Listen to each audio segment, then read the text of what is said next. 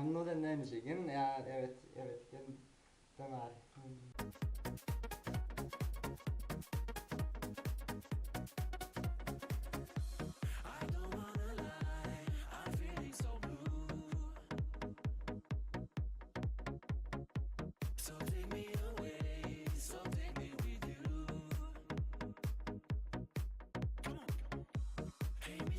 Slapp av da! Slapp av! Speil! Speil! Siden Julie anbefalte denne, så skal jeg gjøre det. Vi skal ta Elise.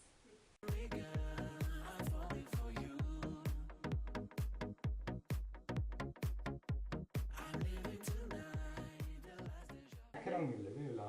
Hvorfor tar du det i øyekroken? Hvorfor tar du det da? Hva ser jeg hvert fall? Se på tister da! Se! Nå ble det ikke... Det er ikke stille.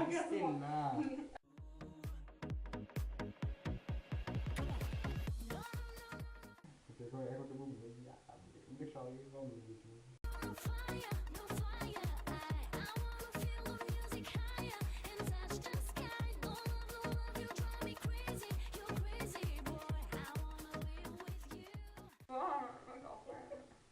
Kom igjen, press over! Press! Det datt hele...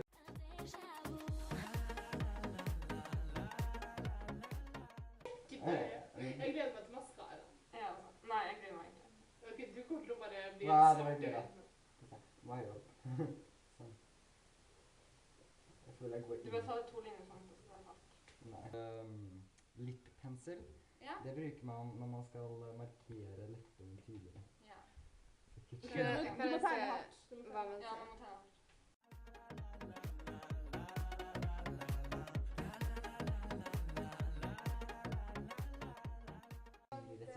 Så dere ikke øyebryn. Det gjør jeg. Ok.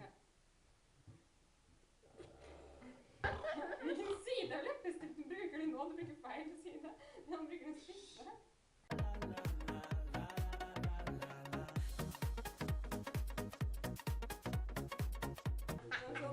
Er det lipgloss? Lipgloss sier man for å freshe.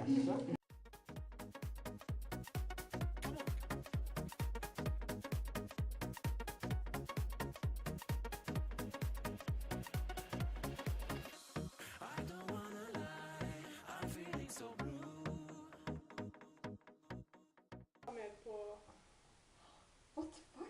Du vet at... Nei. Hva står Det det? står pretty. Jeg ble sminket av Håvard Nordli Rensvold.